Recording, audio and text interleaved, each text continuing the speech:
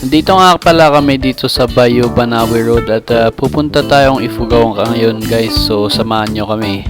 Nag-stop muna tayo dito sa Gedli para bumili guys. At may nagbebenta dito ng puto bumbong at ang tawag dito guys. So ayan, grabe kumakain na si kuya umagang umaga. At ayan, tumuloy na tayo sa biyahe kasi medyo malayo-layo pa yung pupuntahan natin. Dito guys, dumating na tayo dito sa may intersection at sa Asipulo pala tayo pupunta guys. So sa ilang oras nga ng biyahe natin na ito, nakarating din tayo sa wakas at buti na lang at umaaraw yung panahon guys. So, binili ding ulam yung kasama natin dito guys para hindi sila problema ng papakain sa atin mamaya guys. So kasama natin si mga boys dito guys at yan, all boys tayo ngayon.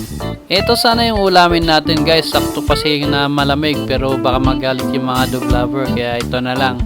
At nag-umpisa na ding magturo yung kasama nating si Brother Jeff at tingnan niyo naman yung mga batang cute.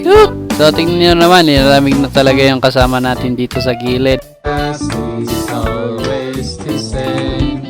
Jesus is a happy name. We got a smile.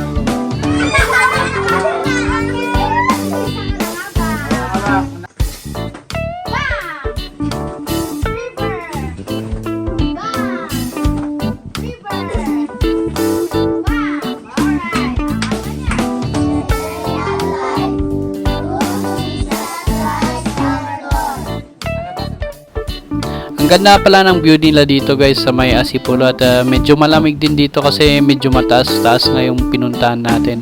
At ayan, tinuro na sa atin kung saan tayo pwedeng dumaan at sabi nga ni Pastor na may kainan daw doon kaya sinosorbe nila kung pupunta pa kami kasi medyo malayo-layo guys. Pero hindi na kami pupunta kasi may manok naman tayong linuto dito guys. Yan, so kainan na at uuwi na tayo mamaya. So salamat nga ba sa nagpatuloy sa amin na pamilya guys at sana pagpatuloy nyo. So ayan, uuwi na kami ngayon dito guys. So ingat-ingat.